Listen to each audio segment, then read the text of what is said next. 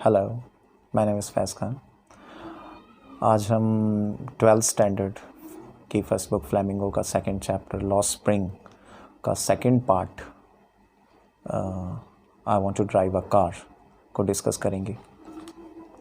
इससे पहले वाली वीडियो में हमने इसके फर्स्ट पार्ट की बात की थी जिसमें साहिब आलम के बारे में पढ़ा था। सेकंड जो पार्ट है वो I want to drive a car. Anees Jung के बारे में हम पहले से ही जानते हैं। एनीस जंग एक जर्नलिस्ट हैं और उनका विज़िट अब इस बार जो है वो विज़िट फ़िरोज़ाबाद में होता है। फ़िरोज़ाबाद एक बैंगल मेकिंग इंडस्ट्री जहाँ से पूरे भारत में बैंगल्स सप्लाई की जाती हैं। फ़िरोज़ाबाद अपने बैंगल मेकिंग के लिए ही पूरे कंट्री में फ़ेमस है और यहाँ के जो लोग हैं, हर एक जो फैमिली है वो बैंगल मेकिंग इंडस्ट्री में लगी हुई है। तो उनका जिस तरीके से उन्होंने साहिब आलम से बात की थी उसी तरीके से वो वहाँ मुकेश से बात करती हैं। मुकेश उन्हीं बैंगल मेकिंग फैमिली में से है और वो भी फ़िरोज़ाबाद में ही रहता है। तो उनसे इस बार जो मुलाकात होती है वो मुकेश जो कि एक बैंगल मेकर है उनसे होती है। और मुकेश जो है वो मोटर मैकेनिक बनना चाहता है। वहाँ पर ये सपना देखना एक सरप्राइज़, एक अलग था उस पूरे ट्रेडिशनल प्रोफेशन से जो कि बैंगल मेकिंग सदियों से है, उससे बिल्कुल अलग था। एक ऐसा ड्रीम जो कि एक मिराज लगता है एनीस जंग को। एनीस जंग पूछती है कि क्या आपको कार के बारे में कोई नॉलेज है? वो कहता है कि नहीं, वो सीखेगा, वो सीख लेगा। लेकिन एनीस जंग को इस ड्रीम में, इस सपने में बहुत ज़्यादा सच्चाई दिखाई नहीं देती है। ये उसी फ़िरोज़ाबाद के सड़कों की धूल की तरह है और ये एक मिराज कहती है, मतलब मृत तृष्णा, मतलब इसमें देयर इज़ नो रियलिटी, ऐसा होना संभव नहीं है शायद। और एनीस जंग को लगता है कि ये बहुत ही इम्पॉसिबल है कि वो मोटर मैकेनिक बन पाएगा, जिस तरीके से वहाँ की हालत हैं और जिस तरीके से वहाँ पे बैंगल मेकिंग को एक एक्सेप्ट कर लिया गया है हर एक फैमिली ने। एवरी फैमिली जो फ़िरोज़ाबाद में है वो एक इस प्रोफेशन में इंगेज्ड है। जनरेशन्स, उनकी पीढ़ियाँ दर पीढ़ियाँ जो हैं वो बैंगल मेकिंग करती आ रही हैं वहाँ पर, और मुकेश भी उन्हीं फैमिली में से एक है। वहाँ पर हर एक फैमिली जो है वो सिर्फ बैंगल मेकिंग ही करती है और वहाँ पे कोई प्रोफेशन नहीं है। मुकेश सेम प्रोफेशन में है और वहाँ पर सिर्फ ये लोग जो हैं हर गलियों मूँचों पर सिर्फ और सिर्फ वहाँ पर चूड़ियाँ दिखाई देंगी, स्पाइरल बैंगल्स दिखाई देंगे हर कलर के। वहाँ पर सिर्फ बैंगल्स ही बैंगल्स, हर एक गलियों में, हर एक घरों में सिर्फ बैंगल मेकिंग ही की जाती है वहाँ पर। लेकिन इन लोगों को शायद ये मालूम नहीं है कि चाइल्ड लेबर इलीगल है। अगर ये लॉ अगर वहाँ पर इंट्रोड्यूस कर दिया जाए, वहाँ पर लागू कर दिया जाए, तो 20,000 बच्चे, मुकेश जैसे 20,000 बच्चे जो कि वहाँ पर एज अ चाइल्ड लेबर काम करते हैं, जो कि अंडर एज्ड हैं, और उनसे काम कराया जाता है हॉट फर्नेसेस के सामने, एक गर्म भट्टियों के सामने, जो कि हर एक समय उस चूड़ियों की जो वेल्डिंग किया करते हैं। और वो उस ऐसे एक सेल, एक दड़बानुमा एक कमरा है जिसके अंदर वो बंद होकर उस हॉट फर्नेस उसके सामने, उस गर्म भट्टियों के सामने बैठकर वेल्डिंग किया करते हैं उस चूड़ियों की। तो बहुत भयावह स्थिति है वहाँ पर। और इन बच्चों को 20,000 बच्चे मुकेश जैसे वहाँ पर एज अ चाइल्ड लेबर काम करते हैं। इनको अगर इस लॉ के बारे में किसी को नहीं पता। एनीस जंग जब पूछती है कि ये इलीगल है तो वहाँ पर हर कोई, किसी को उस नॉलेज नहीं है उस लॉ के बारे में कि वो इलीगल है वहाँ पर बच्चों को काम कराना। तो इस तरीके से वहाँ पर 20,000 बच्चे उस गर्म भट्टियों के सामने काम करते हैं, जो कि बहुत भयावह स्थिति है। एक तरफ तो हमारा कॉन्स्टिट्यूशन, हमारा संविधान इसको पूरी तरीके से अबॉलिश करता है, मना करता है, और दूसरी तरफ फ़िरोज़ाबाद में 20,000 बच्चे, अकेले फ़िरोज़ाबाद में 20,000 बच्चे चाइल्ड लेबर के तौर पर काम करते हैं। तो एक बहुत बड़ी आयरनी है हमारे देश के लिए, इस सिस्टम के लिए, जिस हम अपने भारत को संवैधानिक कॉन्स्टिट्यूशनल कहते हैं, और एक तरफ 20,000 बच्चे यहाँ पर चाइल्ड लेबर की तरह काम करते हैं। 20,000 बच्चों को निकाला जा सकता है, लेकिन इस कानून को वहाँ पे इग्नोर किया जा रहा है। वहाँ पे जो इनकी स्थिति है, बहुत अनहेल्दी कंडीशन है, और अपने ये बच्चे अपने आई साइट को एडल्ट होने से पहले ही लूज़ कर देते हैं। वो वेल्डिंग से निकलने वाला जो राख है वो इनकी आंखों में चला जाता है, और बहुत जल्दी, बहुत छोटी सी उम्र में ये बच्चे जो हैं अपने आई साइट को लूज़ कर देते हैं। एडल्ट होने से पहले ये अपने आई साइट को लूज़ कर देते हैं। बहुत ही भयावह स्थिति है। और मुकेश बहुत वॉलंटरीली एनीस जंग को अपने रेजिडेंस, जहाँ पर वो लोग रहते हैं, वहाँ पर लेकर जाना चाहता है और लेकर जाता है वहाँ पर। एनीस जंग वहाँ पर जब जाती है तो वहाँ की गलियाँ जो हैं वो स्टिंकिंग लेन्स, बदबूदार गलियाँ हैं वहाँ पर। बहुत अच्छी कंडीशन वहाँ पर नहीं है। वो एक स्लम जैसा ही है, और बहुत बुरी स्थिति में है। और वहाँ पर हर जगह, हर गलियों में कूड़े का जो ढेर है, हीप ऑफ गार्बेज, उससे वो ढका हुआ है पूरी तरीके से। हॉवल्स हैं वहाँ पर, छोटी छोटी कोठरियाँ हैं, मतलब छोटे छोटे घर हैं जिसमें कच्चे घर हैं मिट्टी के, और बहुत ज़्यादा फैसिलिटेटेड नहीं हैं। वहाँ पर वॉल्स, जो वहाँ दीवारें हैं लड़खड़ाती हुई, और जो दरवाजे हैं वो कांपते हुए दरवाजे, और उनमें कोई विंडोज़ नहीं हैं, कोई खिड़कियाँ उसमें मौजूद नहीं हैं। तो बहुत बुरी स्थिति है इन लोगों की, और ह्यूमन जो है जानवरों के साथ कोएग्जिस्ट करने के लिए, साथ में रहने के लिए मजबूर है। एनीस जंग जब पहुंचती है वो मुकेश के घर पे, तो वो उसका जो घर है वो हाफ बिल्ट है, आधा बना हुआ है, और पूरी तरह अभी रेनोवेट हो रहा है, अभी बन रहा है। वो बताता भी है मुकेश कि उसका घर बन रहा है, बहुत खुश होता है कि उसका घर बनाया जा रहा है, रिबिल्ड किया जा रहा है, बहुत खुश है। अभी वो आधा ही बना है, हाफ बिल्ट है, पूरी तरीके से अभी वो नहीं बना है।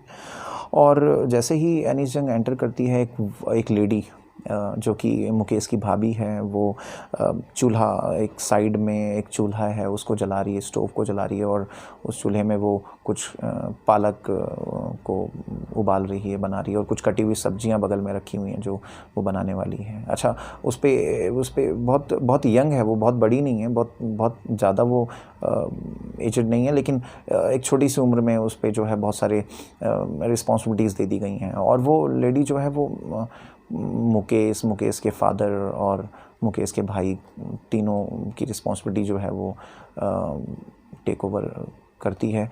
और यहाँ पर वो लेडी जो है वो खाना उनके लिए तैयार कर रही है। अच्छा, मुकेश के फादर वहाँ पे एंटर होते हैं घर के अंदर, और जैसे ही वो एंटर करते हैं मुकेश के फादर, वो लेडी जो है घूंघट डाल लेती है उनके सामने, और दीवार के पीछे चली जाती है। अच्छा, यहाँ पर दिखता है कि घूंघट पर था एक एक्सप्लोटेशन है, एक शोषण का एक साधन है यहाँ पर। और एक बात बड़ी स्पष्ट है यहाँ पर कि जो औरतें हैं वो ज़्यादा एक्सप्लोटेड हैं as compared to the man वहाँ पर, और उनको इस एक्सप्लोटेशन के बीच रहना पड़ता है। और कहीं ना कहीं ये एक बुरी अवस्था है लेडी की वहाँ पर। बहुत मुकेश के फादर के बारे में बताया गया है कि बहुत इम्प्रोवाइज्ड हैं, बहुत गरीब हैं वो। और अच्छा, वो अपनी ज़िंदगी में वैसे तो कुछ खास नहीं कर पाए, उन्होंने पूरी ज़िंदगी बैंगल मेकिंग में लगा दी, बहुत मेहनत की, लेकिन उसके बावजूद वो ज़्यादा कुछ नहीं कर पाए। बजाय इसके कि वो अपने बच्चों को सिर्फ वो बैंगल मेकिंग का प्रोफेशन ही सिखा पाए, उस व्यवसाय को ही सिखा पाए, और दूसरा अगर वो कुछ कर पाए तो उस घर को वो रेनोवेट करवा रहे हैं अभी। सिर्फ इसके अलावा वो अपनी लाइफ में कुछ नहीं कर पाए अपनी पूरी ज़िंदगी में।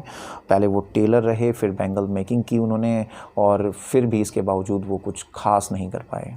तो ये एक बहुत यहाँ पर दिखता है कि किस तरीके से वो पूरी ज़िंदगी मेहनत करते हैं वहाँ के लोग, इसके बावजूद सिर्फ़ और सिर्फ इतना ही मैनेज कर पाते हैं कि वो ज़िंदा रह पाएँ। सिर्फ इतना ही वो कर पाते हैं, अपनी सर्वाइवल ही कर पाते हैं सिर्फ। हालांकि उनकी जनरेशन जो है वो इसी प्रोफेशन में लगी हुई है। मुकेश की दादी जो है वो बोलती हैं कि ये तो उनका कर्म है। अच्छा, मुकेश की जो दादी हैं उन्होंने अपने पति को अपने सामने अंधा होता हुआ देखा है, ब्लाइंड होते हुए देखा है, इसके बावजूद कहती हैं ये तो हम लोगों का ये कर्म है, ये तो एक भगवान का दिया गया एक रिस्पॉन्सिबिलिटी है जो कि हम जिसका निर्वहन कर रहे हैं। और वो कहती है कि हम भगवान के दिए हुए इस लीनियस को कैसे तोड़ सकते हैं, इस पूरी व्यवस्था को कैसे तोड़ सकते हैं, जो भगवान का दिया गई ड्यूटी है उसको कैसे वो नकार सकते हैं। मतलब एक ट्रेडिशनली वो इसको एक्सेप्ट कर चुके हैं। यहाँ दिखता है कि वो लोग कहीं ना कहीं ट्रेडिशनली पारंपरिक तौर पर वो उसको मान चुके हैं बैंगल मेकिंग को, क्योंकि उन्होंने अपनी पूरी ज़िंदगी में सिर्फ बैंगल मेकिंग ही देखा है बचपन से। वहाँ पे बच्चे जो हैं वो अपने पेरेंट्स से उस प्रोफेशन को सीख लेते हैं बहुत छोटी सी उम्र में, और सर्वाइवल में उनकी जो है हिस्सेदारी देने लगते हैं अपने पेरेंट्स के साथ। तो ये दिखाई पड़ता है यहाँ पर। और जो मुकेश की ग्रैंडमदर है वो कहती है कि वो क्योंकि वो इस कास्ट में पैदा हुए हैं तो उनको बैंगल मेकिंग करनी होगी, यानी वो उसको ट्रेडिशनली मान चुके हैं, एक्सेप्ट कर चुके हैं। उन्होंने हर जगह सिर्फ बचपन से बैंगल देखे हैं, हर कलर के, जैसे कि रेनबो जो होता है, जिस तरीके से उसमें 7 कलर होते हैं, उन्होंने चूड़ियों के हर कलर देखे हैं और बनाए हैं और बनाते हैं। तो ये इस तरीके से, और वो घर के अंदर लाइट नहीं है, सिर्फ ऑयल लैम्प्स चल रहे हैं जो कि बहुत ही डिम है, और बच्चे वहाँ पर जो काम कर रहे हैं वो हॉट फर्नेसेस के सामने, बहुत ज़्यादा लाइट नहीं है, उसमें डिम लाइट, एडल्ट के साथ बच्चे जो हैं उसमें वेल्डिंग में लगे हुए हैं उसकी चूड़ियों की। तो बहुत हर घर में, हर दूसरे घर में ये बैंगल मेकिंग की जा रही है। तो बहुत इस तरीके से हालत है वहाँ पर। अच्छा, एनीस जंग एक लेडी को देखती है, एक लड़की है वहाँ पर सविता नाम की, वो उसका नाम सविता है। अच्छा, वो पिंक ड्रेस पहना हुआ है उसने, फेडेड, जो कि बहुत फेड हो गया है, बहुत उसके कलर नहीं है उसके कपड़े पे, और वो यंग है और वो मशीन की तरह वेल्डिंग की जा रही है बहुत स्पीड में। उस चूड़ी जो स्पाइरल जो बैंगल है उसको वो वेल्ड की जा रही है, उस पर वो वेल्डिंग की जा रही है वो।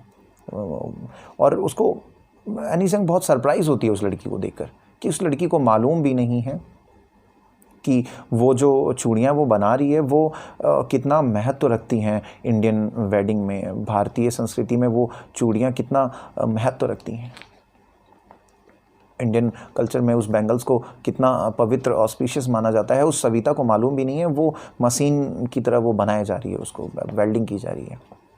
एनीस जंग बहुत सरप्राइज़ होती है कि जब उसकी शादी होगी, जब उसके हाथ में वो चूड़ियाँ रहेंगी और मेहंदी जब उसके हाथों में होंगी, और जब वो उसको देखेगी उन चूड़ियों को, तो उसको फील होगा, रियलाइज़ होगा कि वो कितना महत्व रखती हैं चूड़ियाँ, जिस चूड़ियों को वो स्पीड में बनाया करती थी। तो इस तरीके से एक और लेडी है सविता के बगल में जो मैरिड है।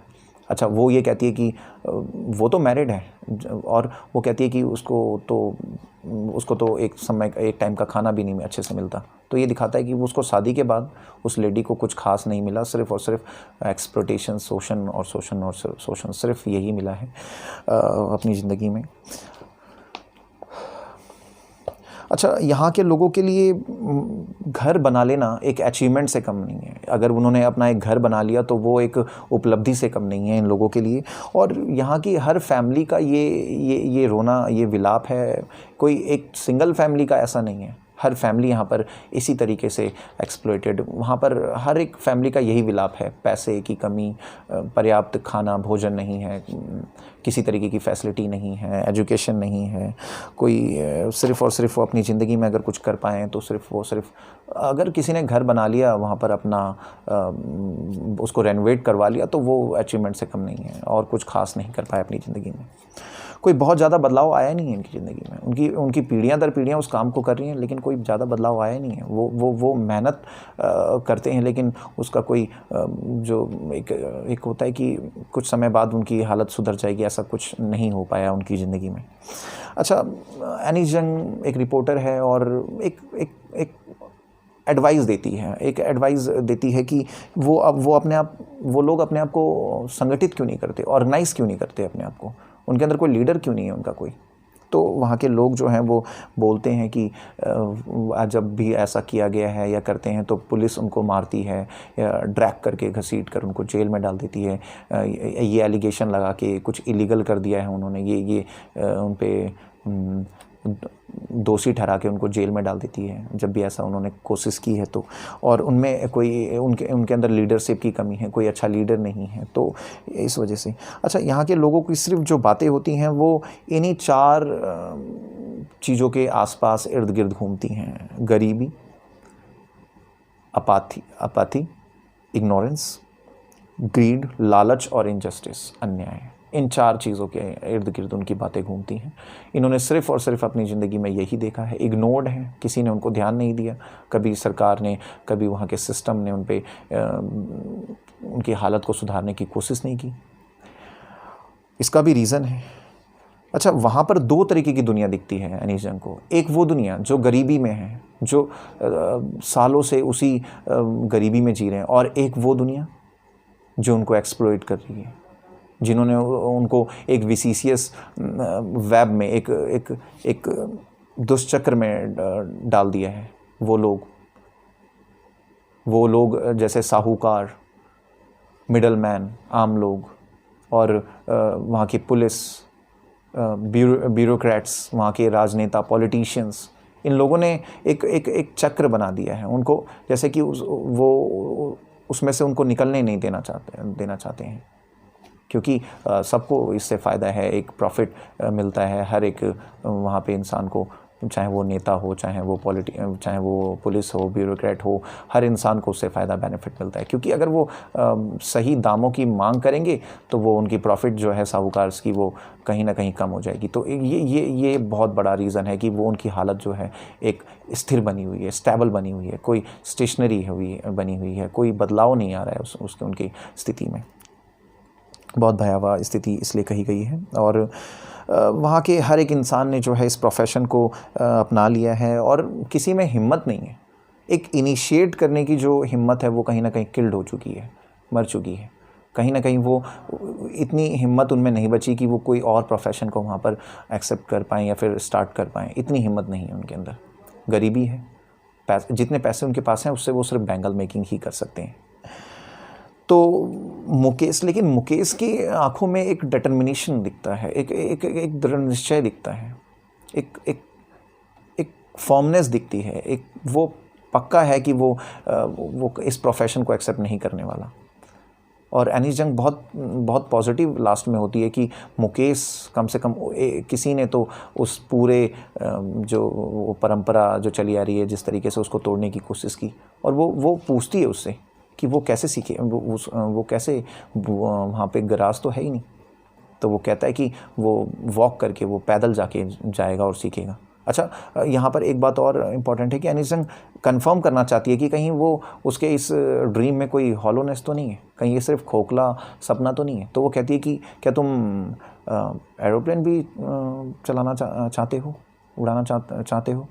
तो कहता है नहीं। वो कहीं ना कहीं ब्लश हो जाता है, कहीं ना कहीं उसको एक शर्म सी आती है, क्योंकि वहाँ पर वो मुकेश ने सिर्फ और सिर्फ कार चलते हुए देखी हैं, एरोप्लेन को नहीं देखा है वहाँ पर। तो वो कहता है नहीं, वो एरोप्लेन नहीं फ्लाई करना चाहता है, सिर्फ मोटर मैकेनिक बनना चाहता है सिर्फ और सिर्फ। तो एनीस जंग उसकी आंखों में एक ड्रीम देखती है, एक सपना देखती है कि वो उसको शायद पूरा कर पाएगा। तो दैट्स इट। तो पूरा चैप्टर कंप्लीट हो गया। If you enjoy the video and found the video useful, then click the like button, and please don't forget to subscribe the channel and leave your comments in the comment box. Thank you for watching the video.